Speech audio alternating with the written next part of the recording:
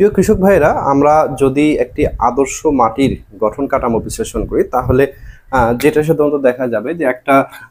এইরকম যদি 100% একটা মাটির স্তূপ ধরা হয় তাহলে এখানে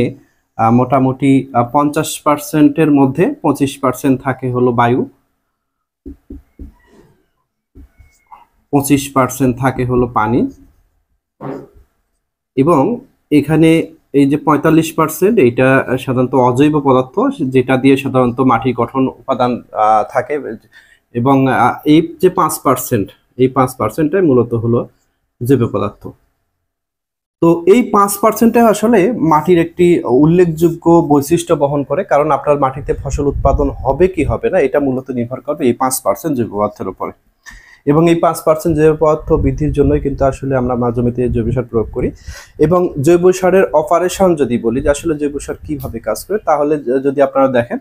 যে একটা মাটিতে আমরা সাধারণত এইরকম যদি একটা মাটির পার্শ্বচিত্র দেখি, সেখানে উপরের দিকে সর্বোচ্চ 23 সেন্টিমিটার জায়গা রয়েছে, যেটা সাধারণত কর্ষণ তল। এই কর্ষণ তলে কিন্তু আসলে আমরা সবসময় দেখা যায় চাষ এবং অন্যান্য ফসল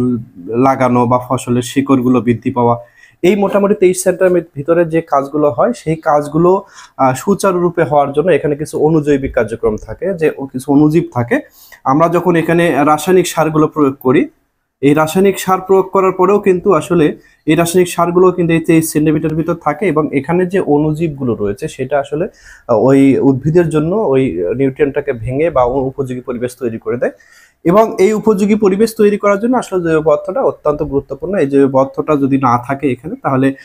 সাধারণত আমরা যদি আমাদের ন্যাচারাল সিস্টেমের কথা বলি, যে আমাদের রন্ধন প্রক্রিয়া যেরকম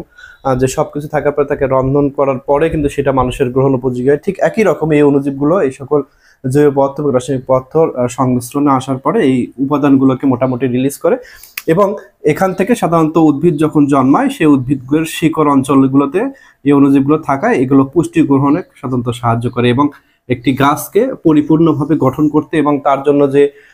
91টা পুষ্টি উপাদান প্রয়োজন, এবং আমরা যদি সাধারণভাবে চিন্তা করি 17টা খাদ্য উপাদানের কথা বারবার বলা হয়, 17টা খাদ্য উপাদান কিন্তু আসলে তার মধ্যে 14টা খাদ্য উপাদান কিন্তু আসলে মাটি থেকে যায়, এবং এই মাটি থেকে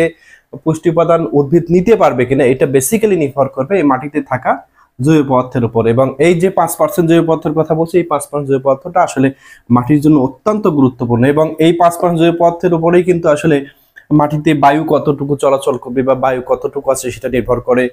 পানি কতটুকু আছে বা কতটুকু থাকবে সেটা নির্ভর করে। যে কারণে একটি জীবন্ত মাটিকে বাঁচতে হলে তার আদর্শ মান হলো 5% জৈব পদার্থ থাকা দরকার। এবং এই 5% জৈব পদার্থ নিশ্চিত করার জন্যই কিন্তু আমরা জমিতে সাধারণত জৈব পদার্থ প্রয়োগ করি বা জৈব সার প্রয়োগ করে থাকি। ধন্যবাদ সবাইকে, ভালো থাকবেন, ভালো রাখবেন, আল্লাহ হাফেজ।